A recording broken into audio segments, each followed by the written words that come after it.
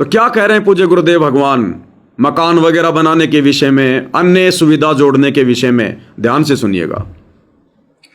परमात्मा से इतना मांगो, साईं इतना दीजिए जामे कुटुंब समावे, हम भी भूखे ना रहे अतिथि न भूखा जाओ। ठीक है, अपन परमात्मा ने संपत्ति दे दी, अच्छी बात है। मकान बढ़िया बना दो, बहुत अच्छी बात है। आपका बहुत है तो बनाओ, बेमतलब नहीं खस्ता किसी चोरी करके और तरह बकवाद करके 2 नंबर का काम करके वो बनाया ना बनाया बराबर, कभी भी नुकसान हो जाएगा। क्या कह रहे हैं पूज्य गुरुदेव भगवान? बहुत विचार करने की बातें भाई और बहनों, तब ये पापी मन हमारा रुकेगा, डटेगा, नहीं तो हमें ये फंसाएगा, आगे से आगे हमें सपने दिखाएगा। गुरुदेव कहते हैं साईं इतना दीजिए जिसमें कुटुंब समावे, हम भी भूखे ना रहें अतिथि न भूखा जावे। केवल इतना मांगो, इससे ज्यादा मत मांगो भगवान से। इच्छा ही मत करो, प्रार्थना मत लगाओ। साईं इतना दीजिए जिसमें कुटुंब समावे, ए परमात्मा इतना ही दो, मेरे परिवार का भली भांति पालन पोषण हो जाए, बकवाद के लिए मेरे घर में पैसा ना रहे, अनावश्यक वस्तुओं का संग्रह करने के लिए मेरे घर में पैसा ना रहे। साईं इतना दीजिए जिसमें कुटुंब समावे, कुटुंब यानी परिवार, रिक्वायरमेंट ऑफ द फैमिली, आवश्यकताओं की पूर्ति हो जाए परमात्मा, किसी का मुंह ना देखना पड़े। हम भी भूखे ना रहें अतिथि न भूखा जावे। ये मालिक हम भी आपकी भक्ति करें, हम जो भी काम धंधा करें, जो भी मालिक मेहनत मजदूरी करें, हमारा भी भरण पोषण हो जाए, और मालिक कोई 2-4 भगत भाई कभी आ जाएं तो परमात्मा उनकी भी अच्छे से सेवा पानी हो जाए। इससे ज्यादा परमात्मा हमें ना देना है तो भी मत देना। भगत ने तो अगर मोक्ष चाहिए तो इस फॉर्मूले पे चलना पड़ेगा, ये फॉर्मूला है। जैसे गुरुदेव कहते हैं ना कि अगर गणित का वो सवाल हल करना है तो मानना पड़ेगा, मान लो मूलधन 100 रुपए। तो इसी प्रकार यदि हमने मोक्ष प्राप्त करना है तो हमने गुरुदेव की इन वाणियों पर चलना पड़ेगा, इन फॉर्मूलों को हमने अपनाना पड़ेगा, नहीं तो मोक्ष नहीं होगा। फिर गुरुदेव कह रहे हैं कि मकान बनाओ, अच्छी बात है, जैसा भी तुम्हारा ब्योत है यानी तुम्हारा सामर्थ्य है, बनाओ मकान, लेकिन जबरदस्ती नहीं खसे। लोगों की देखा देखी मकान नहीं बनावे। अगर मकान पहले का है बहुत अच्छी बात है, उसी में रह भाई, रिपेयरिंग करवा ले। रहने के लायक नहीं है या दूसरी जगह बनाना बहुत जरूरी हो गया, वहां भक्ति नहीं हो पा रही है, तो परमात्मा कहते हैं कि उतना ही बना जितना तेरा सामर्थ्य है, जितनी तुझे आवश्यकता है। दूसरों की देखा देखी नहीं। मन में यह भाव नहीं होना चाहिए कि लोग क्या कहेंगे। तेरा ब्योत है तो बना, किसी से उधार लेके नहीं बनाना, बैंक से लोन लेके मत बना। गुरुदेव कह रहे हैं कि तुम्हारा ब्योत है तो बनाओ, जबरदस्ती मत खसो। तो जबरदस्ती मत खसो इसका मतलब, यदि हमने रिश्तेदारों से 2-4 लाख रुपए ले लिए, अपने किसी यार दोस्त मित्र से ले लिए 2-4 लाख रुपए, या हमने बैंक से लोन ले लिया 8-10 लाख रुपए का, ये जबरदस्ती खसना है, जबरदस्ती खसना, तो भक्ति नहीं कर पाओगे। आज तुमने बैंक से लोन ले लिया और बना लिया मकान, कोई प्रॉब्लम नहीं, बन गया मकान। बैंक तो भैया हर महीने अपनी 20-25 हजार रुपए की किस्त लेगा, वो नहीं छोड़ने वाला। अगर तुमने लोन ले लिया, जब तक तुम्हारा लोन कंप्लीट नहीं हो रहा है, उस मकान के, उस प्रॉपर्टी के मालिक तुम नहीं हो, वो बैंक है। आज तुमने देखा कि मैं 10,000 कमा रहा हूं, मेरा बेटा 20,000 कमा रहा है, आराम से भर देंगे 15,000 रुपए की किस्त, 15,000 रुपए में घर चल जाएगा, ले लो लोन, ले लिया।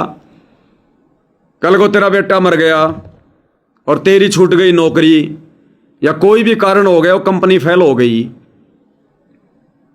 फिर क्या करेगा? वो बैंक नहीं देखेगा तेरी मजबूरी। बैंक को तो हर महीने किस्त चाहिए। अगर 1 या 2 किस्तें नहीं गई, तेरी प्रॉपर्टी को सील कर देगा, दूसरे को बेचने के लिए नीलामी छोड़ देगा। हो गई शांति भंग, हो गई भक्ति। और जिस दिन से वो किस्त चालू हो जाएगी उसी दिन से तेरे दिमाग में टेंशन भी शुरू हो जाएगी। तेरे को सुमरण कम और किस्त ज्यादा याद आएगी। जब भी तू सुमरण करने बैठेगा, आरती करने बैठेगा, वो किस्त याद आएगी तुझे कि 15 दिन बाद में किस्त देनी है, 15 दिन बाद में किस्त देनी है। ये भगवान कहां से दूंगा? अब की बार तो धंधा भी पूरा नहीं हुआ है, अब की बार तो 2 समागम आ गए, 6 दिन तो मेरे ये चले गए आश्रम में, कैसे दूंगा? और 1 तारीख को मान लो तुमने किस्त दे दी, अगली किस्त 1 महीने बाद, लेकिन तुम्हें रोजाना याद आएगी वो किस्त कि अगले महीने फिर देनी है, अगले महीने फिर देनी है। हो गई भक्ति। भगवान तो कहते हैं चिंत्या तो हरि नाम की और न चिंत्या दास, और जो कोई चिंत्या नाम बिना सोए काल की फांस। तो तुमने जबरदस्ती वो बैंक से लोन लेकर तुमने जबरदस्ती काल की फांस अपने गले में डाल ली। तेरा जितना ब्योत था वैसा बना ले भाई। 3 कमरे नहीं बन रहे, 2 बना ले एक बार। लेंटर नहीं डर रहा, कोई बात नहीं मेरे भाई, टेन डाल ले। प्लस्तर नहीं हो पा रहा, कोई बात नहीं है। हमने कोई फिल्म की शूटिंग थोड़ी करनी है वहां पर। सामान्य जीवन जीना है ना, नॉर्मल जीवन जीना है, भक्ति तो करनी है। चिंता केवल भक्ति की रहे, मर्यादाओं की रहे। और चिंता करेंगे हम किस्तों की, या किसी रिश्तेदार से ले लिए 5 लाख रुपए, किसी दोस्त से ले लिए 5 लाख रुपए, और वो ना जाने कब आ टपके, वो ना जाने कब आ टपके। और जगत का कोई विश्वास नहीं। तुम्हारे को दिए उसने 3 साल का नाम लेके, वो तो 1.5 साल में बोल देगा भैया दो मेरे पैसे, मुझे आवश्यकता है। क्या कर लोगे तुम? भगत हो, लड़ोगे, झगड़ोगे, क्या करोगे? तुम्हारा व्यवहार खराब होगा, तुम्हारी शांति भंग होगी। और ये संसार का झमेला ऐसा ही है। तीसरे दिन तुम्हारे घर पे आके बैठा रहेगा, तुम उसको मना भी नहीं कर सकते कि भैया 4 साल बाद तेरे पैसे देने का टाइम है, दे दूंगा मैं, क्यों मेरे घर पे आ रहा है रोजाना, क्यों मुझे डिस्टर्ब कर रहा है, 2-2 घंटे बैठा रहता है, ना मेरा भजन हो पाता ना आरती। तुम उसको मना भी नहीं कर पाओगे। वो जबरदस्ती की घंटी गाल ली तुमने गले में, थोड़ी सी ना समझी के चलते। तो जैसा है परमात्मा कहते हैं उसमें संतोष करो। जैसा तुम्हारा सामर्थ्य है, जैसा तुम्हारा ब्योत है, वैसा मकान बना लो। ये बैंक से लोन लेना भी गले में घंटी डालना है भगत के लिए। भगत ने उधार लेना ही नहीं है, ना अपने भगत भाइयों से लेना है, ना रिश्तेदारों से लेना है, ना बैंक से लेना है। अगर हमारे रिश्तेदार नहीं होते, यार दोस्त कोई अच्छे खासे नहीं होते, या बैंक से लोन लेने के लिए हम योग्य ना हो, तो भी तो काम चलेगा। आज से पहले भी तो काम चल रहा था। गुरुदेव ने क्या बताया कि भाई सामान्य झोपड़ी डाल लो। ये मकान तो हम दुनिया की देखा देखी बनाने लगे हैं। अब लोगों की देखा देखी, जो मायाधारी मस्करे थे, जिनके पास में अनाप शनाप पैसा था, उन्होंने मान बढ़ाई और दिखावे के चक्कर में बड़ी बड़ी बिल्डिंगें बना ली, शीशे लगा लिए, बढ़िया बढ़िया गेट लगा लिए। उनकी देखा देखी आम आदमी करने लग गया। क्या आवश्यकता थी? गुरुदेव भगवान कहते हैं केवल सर को छुपाने के लिए मकान चाहिए। सर्दी, गर्मी, बरसात, ओले, आंधी, इन सब से बचने के लिए। तो पहले आंधी नहीं आती थी क्या? 40-50 साल पहले आंधी नहीं आती थी क्या? बरसात नहीं आती थी क्या? तूफान नहीं आता था क्या? ओले नहीं गिरते थे क्या? हमारे दादा परदादा भी तो जीवन निकाल के चले गए। सतयुग से लेकर आज से 50 साल पहले तक कौन पक्के मकान बनाकर रहता था? केवल इन राजा महाराजाओं के अलावा, इन नवाबों के अलावा, इन पैसे वाले लोगों के अलावा सब लोग झोपड़ी बना के रहते थे, मिट्टी के घर। 40 लाख साल बीत गए। अरे भक्ति तो करनी है। भगत पहले भी तो थे, सतयुग में भी तो भगत थे, त्रेता में भी थे, द्वापर में भी थे, 650 साल पहले भी 64 लाख थे। खुद परमात्मा 650 साल पहले 120 साल तक भक्ति करके दिखा गए, और एक झोपड़ी में रहे, कभी रिपेयरिंग भी नहीं करवाई होगी।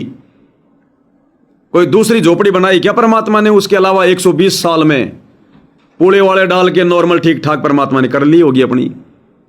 उदाहरण क्यों पेश करके गए गुरुदेव कि अगर भक्ति करनी है तो भाई बकवादों से दूर हटना पड़ेगा। कबीर सागर के सरलार्थ में, जो पूज्य गुरुदेव भगवान ने 2012 में लिखा, उस कबीर सागर के सरलार्थ में गुरुदेव ने साफ साफ लिखा हुआ, साफ साफ, कि मेरे यथार्थ 13वें कबीर पंथ से जुड़ने के बाद, यानी 1994 से सतगुरु रामपाल जी से दीक्षा लेने के बाद उनका 13वां पंथ शुरू हो गया। गुरुदेव कह रहे हैं कि इस 13वें पंथ में जो बड़े बड़े मकान बनाएगा उसको दुनिया मूर्ख मानेगी, उसको दुनिया मूर्ख समझा करेगी, और जो सामान्य मकान बना के रहेगा उसकी बड़ी इज्जत हुआ करेगी। आने वाले समय में भगत लोग उन भगतों की संगति ज्यादा करेंगे जिनमें भक्ति का अंश दिखाई देगा, जिनमें आधीनी दिखाई देगी, जिनके आसपास मान बढ़ाई नहीं होगी, जो सामान्य जीवन जिएंगे। बड़े बड़े मायाधारी मस्करे भक्तों के पास कोई नहीं जाएगा।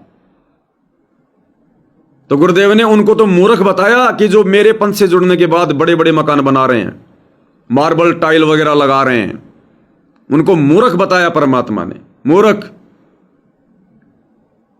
वो तो व्यर्थ का दिखावा है। ये मार्बल क्या है, टाइल क्या है, चिप्स क्या है, ग्रेनाइट क्या है, ये तो व्यर्थ का दिखावा है ये। अरे मकान तो बना ही लिया, प्लास्टर कर लो, नीचे सीमेंट का डाल लो आंगना। पहले मिट्टी के आंगने में भी तो हमारे दादे परदादे चले गए। अब अगर मिट्टी में काम नहीं हो रहा, चलो कोई बात नहीं, प्लास्टर डाल लो भाई। अगर आपके पास में पैसा भी है तो भी आपने इस दिखावे से बचना चाहिए ताकि दूसरे भक्तों को शिक्षा मिले। आप भगत हैं, आपके पास खूब पैसा है, तो क्या खूब बकवाद करोगे, दुनिया वालों की देखा देखी करोगे? फिर तुम्हारे घर पर आने वाले भगत भाई क्या शिक्षा लेंगे, क्या देखेंगे वो? फिर उनके मन में क्या भाव जागृत होंगे? दोषी कौन हुआ? तो जिसका ब्योत है उसने भी सामान्य तरीके से जीवन जीना चाहिए। नहीं तो फिर बकवाद तो फिर सभी करते हैं जिसके पास में धन होता है वो। फिर जगत में और भगत में फिर क्या अंतर हो गया? तो भैया मुझ पवनदास की तरह फक्कड़ फकीर बन के रहो, आगे उम्मीद मत करो। किराए के मकान में रह रहे हो तो टाइम पास कर लो, मत ज्यादा मन में सोच विचार करो, मत सोचो आगे की। एक सेकंड का भरोसा नहीं आप और हमारा। क्यों सोच रहे हम आगे की? बच्चों के लिए। अरे जगत में भी कहावत है, पूत कपूत तो क्यों धन संचय, और पूत सपूत तो क्यों धन संचय। अगर तेरा बेटा यदि सुपात्र है तो क्यों चिंता कर रहा है? सुपात्र है तो अपने आप कर लेगा अपनी व्यवस्था, भगवान साथ देगा। अगर सुपात्र है तो भक्ति पे है तो। और अगर वो कुपात्र है तो चाहे तू कितना ही धन जोड़ ले, एक साल में उसको ठिकाने लगा देगा। तो कहते हैं पूत कपूत तो क्यों धन संचय, और पूत सपूत तो क्यों धन संचय। फिर क्यों जोड़ना हमने? भक्ति कर रहा है तो भगवान संभालेगा, भक्ति नहीं कर रहा है तो क्यों जोड़ना? जोड़े जुड़ाए को बर्बाद कर देगा। तो परमात्मा आप और हमें हर पहलू पर अपने सत्संगों के माध्यम से जगाते हैं कि बकवादों में भक्ति नहीं हो सकती। ये कलयुग की बिचली पीढ़ी है, थोड़ा सा समय मिला है तुम्हें, मुट्ठी भर थोड़ा सा समय। जिस हाल में हो अपना टाइम पास कर लो। परमात्मा कहते हैं देख पराई चौपड़ी मत ललचावे जी। एक रोटी का उदाहरण दिया परमात्मा ने, ये देख पराई चौपड़ी, दूसरे की रोटी पर घी लगा हुआ देखकर मन मत ललचा। रूखी सूखी खाए के ठंडा पानी पी। तो चौपड़ी रोटी का मतलब है लोगों की बकवाद को देख के अपने अंदर बकवाद पैदा मत कर। जिस हाल में है, रूखी सूखी मिल रही है, जिस हाल में रह रहा है टाइम पास कर ले, मत खस। ये 2028 के बाद, युग परिवर्तन के बाद ये जनसंख्या छट जाएगी। आज आप शहरों में जो ये 20-20 मंजिल की बिल्डिंगें देख रहे हो ना, इनमें कबूतर अंडे दिया करेंगे। रह लेना जिसको इच्छा हो, रह लेना। अच्छे के मकान खाली हो जाएंगे, अच्छे के मकान। अमास में जाके देख लो, पूरा का पूरा शहर 10 लाख लोग थे, कबूतर अंडे दे रहे हैं वहां पर। तो आने वाले समय में यही तो होगा, भविष्यवाणियां कर रखी है भगवान ने। कैसी तबाही मचेगी। कल इन बेबुद्धि सतलोक आश्रम कमेटी वालों की तरफ से व्हाट्सएप पर एक मैसेज घूम रहा है, गुरुदेव ने विशेष दया कर दी, गुरुदेव ने विशेष रजा कर दी। 1 मई, 2 मई, 3 मई को विश्व शांति दिवस मनाने का आदेश दे दिया। 3 दिन का पाठ होगा, 3 दिन का पाठ होगा, विश्व शांति सम्मेलन, विश्व शांति दिवस, अखंड पाठ होगा। अरे काहे का विश्व शांति दिवस? खुद भगवान ने महाविनाश की भविष्यवाणी कर रखी है, खुद परमात्मा यहां पर विनाश करेगा और तुम कह रहे हो कि शांति। विनाश से पहले शांति हो सकती है क्या? अरे दोपहर की आरती करते हो नहीं करते? आदरणीय गरीबदास जी ने तो महाविनाश की भविष्यवाणी कर रखी है, तुम कह रहे हो कि शांति शांति। तुम्हारा भगवान तो महाविनाश लाना चाह रहा है कि आवेगा दक्खन से दीवाना, काबुल का काल, किल किलियम गल है तुर्काना। साफ साफ लिख रखा उसमें। जितनी भी मुसलमान कंट्री आपस में लड़ झगड़ के मरेंगी, कट कट के मरेंगी, जितने भी ये ईसाई हैं आपस में जाएंगे ये लड़ झगड़ के। चीन पूरा नष्ट होगा, थोड़े बहुत बचेंगे भारत में आएंगे। अमेरिका पूरा नष्ट होगा, रशिया पूरा नष्ट होगा। 52 मुस्लिम कंट्री आपस में लड़ झगड़ के मरेंगी, सर्वनाश होगा, नरसंहार होगा। भारत की जनसंख्या बहुत ही थोड़ी रह जाएगी, 30-40 करोड़ के आसपास। और तुम कह रहे हो कि विश्व शांति दिवस, विश्व शांति दिवस। कहां आ गई शांति? तुम्हारे पाठ करने से शांति आएगी क्या? पहले संगत में तो शांति पैदा कर लो। अरे भक्तों को तो तुम लठ मारते हो, तारीखों पर जाते हैं तुम गुंडे लेके आ जाते हो, साथ संगतियां करते हैं तुम गुंडागिर्दी करते हो, अशांति फैलाते हो। और तुम कह रहे हो कि विश्व शांति दिवस मनाएंगे। काहे का? पहले अपनी संगत में तो शांति पैदा कर लो। अरे तुम इतने वर्षों से इतने पाठ कर रहे हो, कहां शांति आ गई? उस एक पाठ से शांति आ जाएगी? अरे तुम साल में 5-5 भंडारे कर रहे हो, तुम्हारे खुद के अंदर शांति पैदा नहीं हो रही। वो मई के महीने में 3 दिन का पाठ करके तुम कौन सी शांति पैदा कर दोगे भाई? तुम्हें केवल पैसा चाहिए, पाठ का बहाना चाहिए तुम्हें केवल। तो विश्व शांति दिवस है, तुम आश्रम वालों की जुबान पे तो 24 घंटे गालियां रहती हैं, भक्तों पे तुम मुकदमा कर रहे हो और बात कर रहे हो विश्व शांति की। ये पाठ करने से शांति आएगी क्या?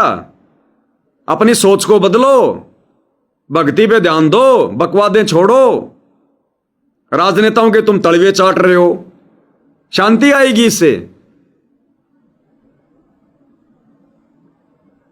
तो भाइयों और बहनों, ये टोटल काल का झमेला है। गुरुदेव के ज्ञान को आधार जब तक नहीं बनाएंगे हम इस मार्ग पर सफल नहीं हो सकते कभी भी।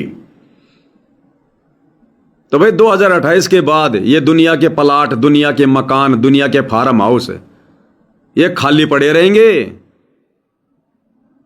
सरकार के कंप्यूटर में से उनके नाम गांव पते भी डिलीट हो जाएंगे जब साइबर अटैक आएगा। ये सब तुम्हारे फेल हो जाएंगे यूट्यूब पर, फेसबुक पर। एक बार ये सारी गंदगी परमात्मा साफ करेगा, एक बार ये सब के वीडियो सीडियो सब डिलीट हो जाएंगे, नए सिरे से परमात्मा के सत्संग डालेंगे। इसलिए भगवान कहते हैं मन कर धीर बांध ले रे बोरे, छोड़ देना पछलियों की रीत। तो थोड़ा मन में धैर्य धारण करो। हम विनाश के दौर से गुजर रहे हैं, युग परिवर्तन के दौर से। अगर आवश्यकता से ज्यादा किसी भगत के पास में पैसा भी है ना, थोड़ा धैर्य धारण कर ले भाई, मत उसको पानी की तरह बर्बाद कर फालतू में। जैसा है उस हाल में जी ले, मत नए मकान का उद्घाटन कर, 1-2 साल निकाल ले, उसके बाद में कर लेना मेरे भाई। तो गुरुदेव कह रहे हैं बच्चों, ब्योत है तो बनाओ, जबरदस्ती मत खसो। तो किसी से उधार लेकर मकान बनाना या अन्य कोई काम धंधा शुरू करना या बैंक से लोन लेना, ये जबरदस्ती खसना है, क्योंकि आप किसी और से ले रहे हो। अगर आपका ब्योत है, ब्योत का मतलब अगर तेरे पास है तो बना ले, काम चलाऊ। जबरदस्ती मत खस, टेंशन मौत मत ले, पराई पराई टेंशन मोल मत ले। जैसा भगवान ने दे रखा संतोष कर ले, और आने वाले समय में फिर परमात्मा सब कुछ देगा। जैसे जैसे हमारी भक्ति बढ़ेगी, भक्ति धन बढ़ेगा, वैसे वैसे परमात्मा सब कुछ देगा। इस गंदे लोक की इच्छा भी परमात्मा पूरी करेगा। ऐसा नहीं है, जब तक ये मन संतुष्ट नहीं होगा ना, ये छोड़ता नहीं है, तो परमात्मा मन की इच्छा भी पूरी करेगा। लेकिन जब वो समय आएगा ना, उस समय तक ज्ञान इतना हो जाएगा, हम हाथ जोड़ लेंगे कि परमात्मा तीन लोक से तिरपत नाही, ये मन भोगी खशिया। ये गुरुदेव आपने तो सत्संग में बता रखा है, इस पापी मन को तीन लोक का राज दे दे तो भी ये शांत नहीं हो सकता, इसकी इच्छाओं का अंत नहीं हो सकता। आप खुद ही हाथ जोड़ लोगे, भगवान देगा तो भी मना करोगे कि परमात्मा जैसा हूं वैसा ही रखो बस। तो भक्ति पे लगे हैं, थोड़ा भक्ति धन जोड़ो, परमात्मा की तरफ थोड़ा ध्यान दो। दुनिया की बकवादों की तरफ ज्यादा ध्यान देना भगत के हित में नहीं होता है।